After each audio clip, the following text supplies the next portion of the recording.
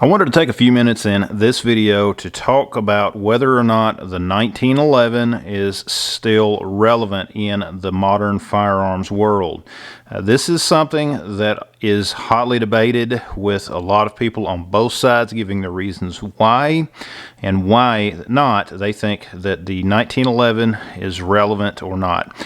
This is the 1911 TSOS A1. This is a gun that has been on my channel before, as most of you guys are aware. It is basically a clone of the 1911 carried by U.S. soldiers going back to World War II. And this is a very nice firearm, a very good replica of that era. And the 1911 is something that a lot of people do not understand. What we need to understand specifically about the 1911 is that the design goes back over 100 years. This was the latest technology in its day. This was the most advanced handgun of its day. Without the 1911 laying the foundation of firearms at that time period, we would not have a lot of the modern firearms that we have today, such as my Glock 19, as you can see here. This is more of the modern era type firearm with the polymer frame lower and the metal slide, of course, and it is a firearm that is very popular in this day and age. And I think the Glock 19 is possibly the most popular concealed carry firearm of our time.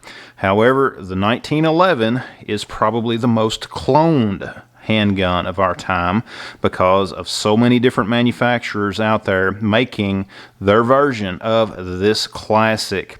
Again, designed over 100 years ago and still very relevant today, in my opinion, and here's why.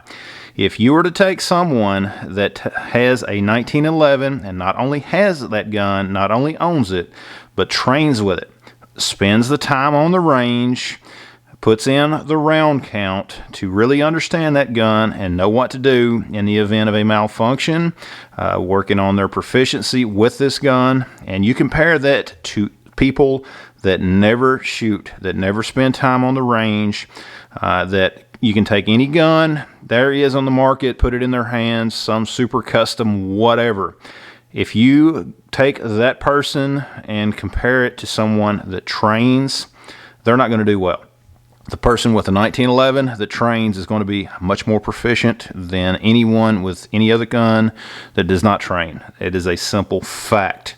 Okay, the 1911 is one, depending on the manufacturer, they can be finicky compared to a lot of your newer guns. Now, I am one that I've stated in other videos. The 1911 is a gun that needs a break-in period. It is a gun that needs to have the round count through it. You need to know that it's going to be reliable with the particular type of ammo, as well as the magazines that you are going to carry. The magazines for a 1911 can have a major impact on the reliability of these guns. That is a crucial thing to remember about the 1911 in particular.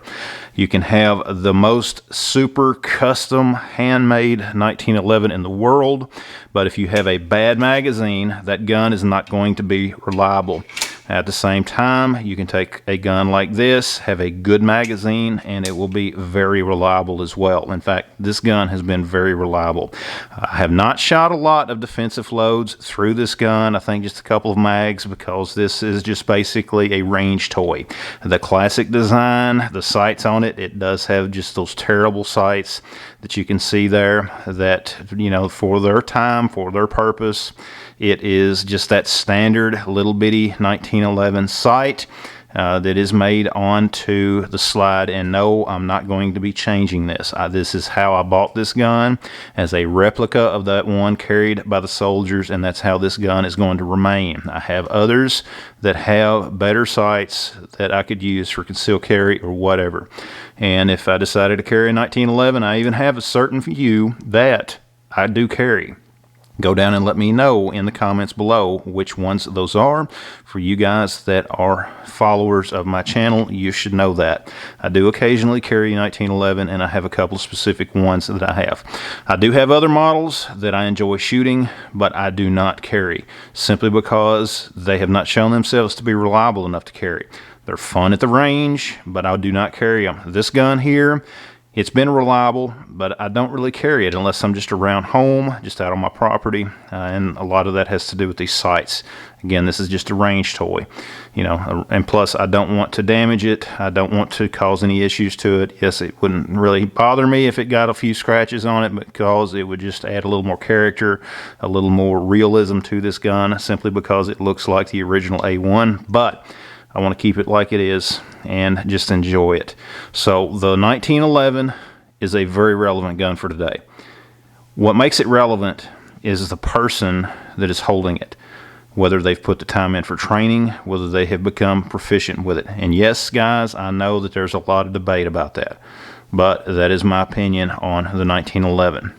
Okay, the 1911 is what has inspired the modern guns that we have today, like the Glock 19, as you see here.